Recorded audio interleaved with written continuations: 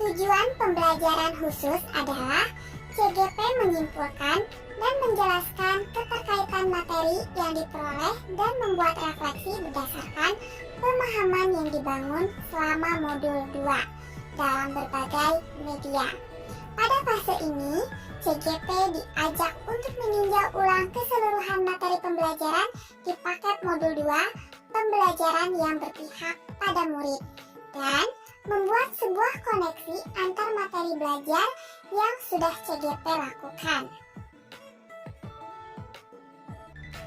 Coaching adalah sebuah proses kolaborasi yang berfokus pada solusi, berorientasi pada hasil, dan dilakukan secara sistematis, di mana coach memfasilitasi peningkatan atas performa kerja, pengalaman hidup, pembelajaran diri, dan pertumbuhan pribadi dari coach.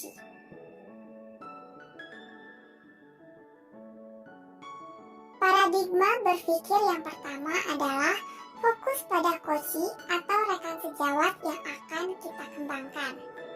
Paradigma berpikir yang kedua adalah bersifat terbuka dan ingin tahu. Kita perlu berpikiran terbuka terhadap pemikiran-pemikiran rekan sejawat yang kita kembangkan.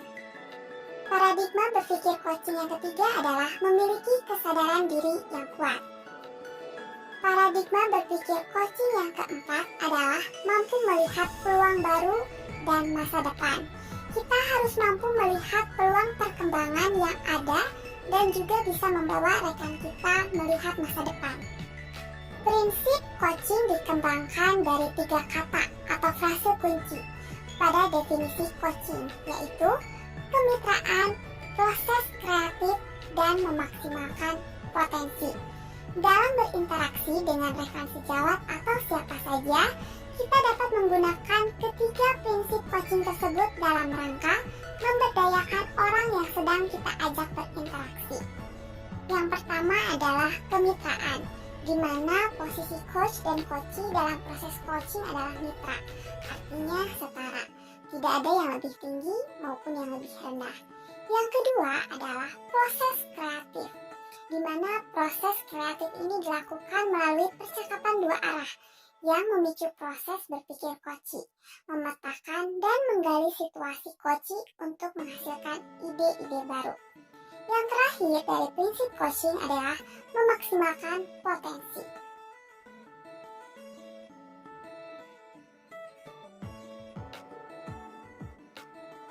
Coaching dalam konteks pendidikan berdasarkan filosofi Ki Hajar Dewantara bahwa proses coaching adalah sebagai komunikasi antara guru dan murid. Murid diberikan ruang kebebasan untuk menemukan kekuatan dirinya, dan peran pendidik sebagai pamong dalam memberi tuntunan dan memberdayakan potensi yang ada, agar murid tidak kehilangan arah dan menemukan kekuatan dirinya tanpa membahayakan dirinya. Semboyan ing ngarso sungtulodo ing madya mangun karso tuturi handayani, menjadi semangat yang menguatkan keterampilan komunikasi antara guru dan murid dengan menggunakan pendekatan coaching. Tuturi handayani menjadi kekuatan dalam pendekatan coaching dengan memberdayakan semua kekuatan diri pada murid.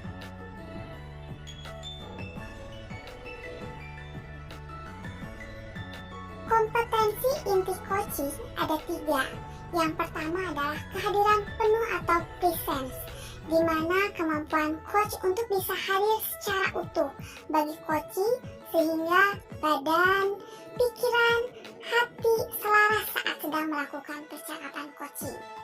Kompetensi inti coaching yang kedua adalah mendengarkan aktif. Sebagai coach yang baik, akan mendengarkan lebih banyak dan lebih sedikit berbicara.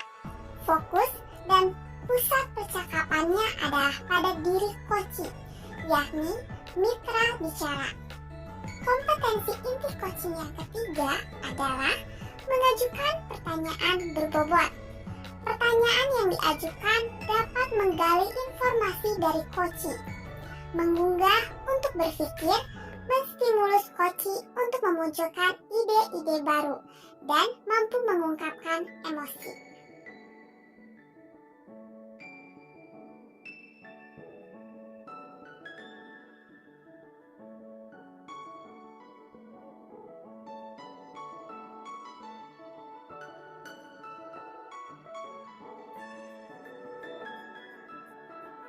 Mendengarkan dengan rasa. R. Receive. Perhatikan pembicara, terima semua ucapan dan ambil kata kunci. Kemudian appreciate. Beri sinyal bahwa coach mendengarkan dengan kata oke, iya, kontak mata dan mengangguk. S. Summarize. Rangkum apa yang didapat dari perkataan coach. Dan yang terakhir adalah ask. Ajukan pertanyaan untuk memperdalam.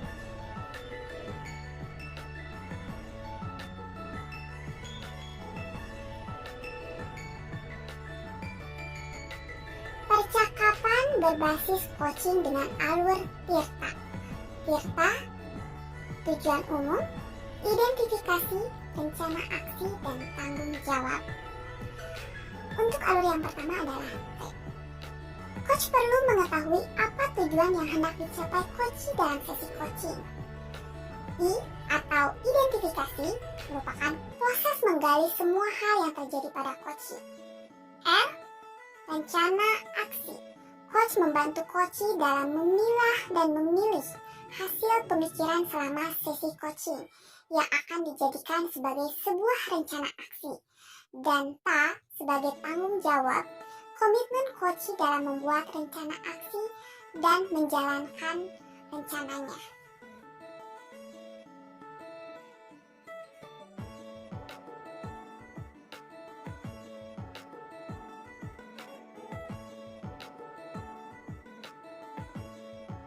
Supervisi akademik dengan paradigma berpikir coaching.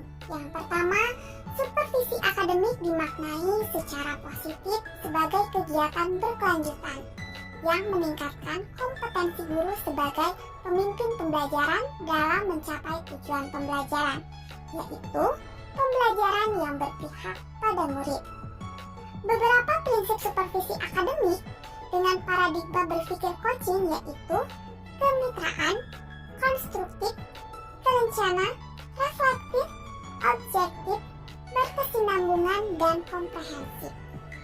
Siklus supervisi klinis pada umumnya meliputi 3 tahap, yaitu pra-observasi, observasi, dan pasca-observasi. Refleksi terhadap pengalaman belajar. Yang pertama, emosi yang dirasakan, yaitu semangat untuk lebih giat belajar karena mendapatkan pemahaman yang baik tentang coaching untuk supervisi akademik. Yang kedua adalah tertantang untuk mengimplementasikan praktik coaching dengan murid dan juga rekan guru agar dapat meningkatkan keterampilan coaching sehingga kedepannya bisa melakukan coaching supervisi akademik dengan baik. Hal yang sudah baik dan yang perlu diperbaiki. Hal yang sudah baik adalah saya mendapatkan pemahaman materi tentang coaching untuk supervisi akademik dan sudah dipraktikkan bersama murid ataupun rekan guru. Yang perlu diperbaiki terkait kompetensi inti coaching terutama saat mengajukan pertanyaan yang berbobot sehingga mampu menggali dengan baik kondisi coaching.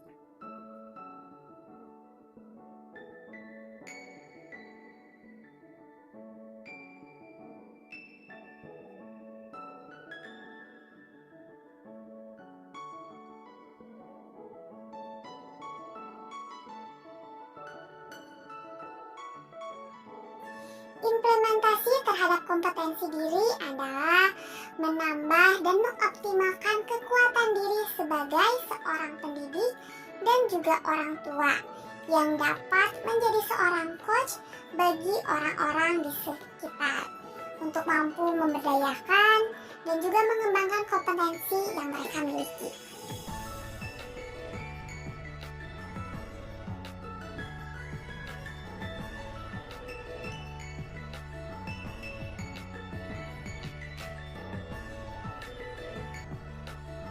Analisis topik modul 2.3 yang pertama adalah bagaimana penerapan coaching untuk supervisi akademik. Melalui supervisi akademik dengan paradigma berpikir coaching dapat memberdayakan dan mengembangkan kompetensi diri dalam rangka peningkatan performa, mengajar, dan mencapai tujuan pembelajaran yang berpihak pada murid.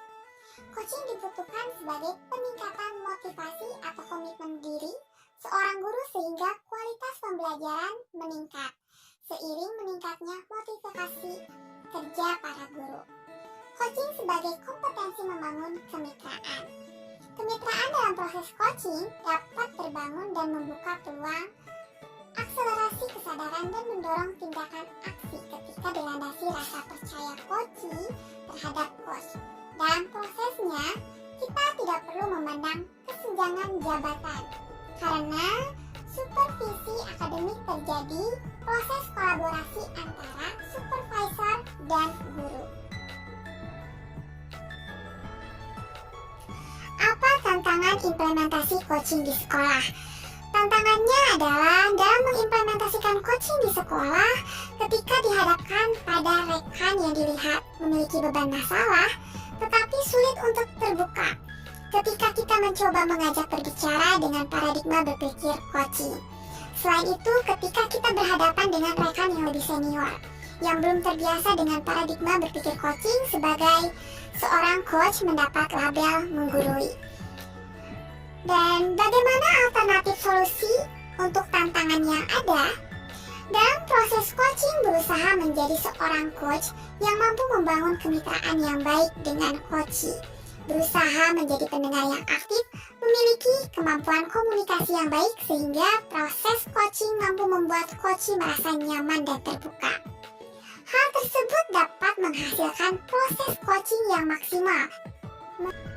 Keterhubungan modul 2.3 coaching untuk supervisi akademik dengan modul 2.1 pembelajaran berdiferensiasi adalah dalam pembelajaran berdiferensiasi diadakannya pemetaan kebutuhan belajar murid yang meliputi kesiapan belajar, minat belajar, dan profil belajar murid. Hasil pemetaan ini dapat digunakan murid sebagai seorang coachee dalam proses coaching, mampu mengoptimalkan potensi yang ada pada dirinya untuk menemukan solusi yang terbaik. Sedangkan keterkaitan pada modul 2.2, pembelajaran sosial emosional, ada beberapa aspek kompetensi sosial emosional yaitu kesadaran diri, manajemen diri, kesadaran sosial, keterampilan berempati, dan pengambilan keputusan yang bertanggung jawab. Kompetensi sosial emosional digunakan oleh seorang coach dalam proses coaching terhadap coachee agar mampu mengendalikan diri dan emosi serta menimbulkan rasa empati dan sosialisasi, sehingga coachee mampu mengambil keputusan yang bertanggung jawab. Selain itu, teknik kesadaran penuh atau mindfulness dapat digunakan coach sebelum memulai coaching. Peran sebagai seorang coach di sekolah dan keterkaitannya dengan materi sebelumnya pada paket modul 2 yaitu pembelajaran berdiferensiasi dan pembelajaran sosial emosional. Di dalam kompetensi coaching dan alur Tirta sebagai alur percakapan coaching, sebagai seorang coach harus melakukan kehadiran penuh atau presence, dan salah satu teknik yang bisa digunakan adalah stop dan mindfulness listening yang sudah dipelajari pada modul 2.2. Salah satu prinsip coaching yaitu memaksimalkan potensi dan memberdayakan rekan sejawat, sehingga percakapan perlu diakhiri dengan suatu rencana aksi yang diputuskan oleh rekan yang dikembangkan. Potensi coaching yang beragam sehingga keterampilan sosial emosional diperlukan untuk memaksimalkan potensi coaching.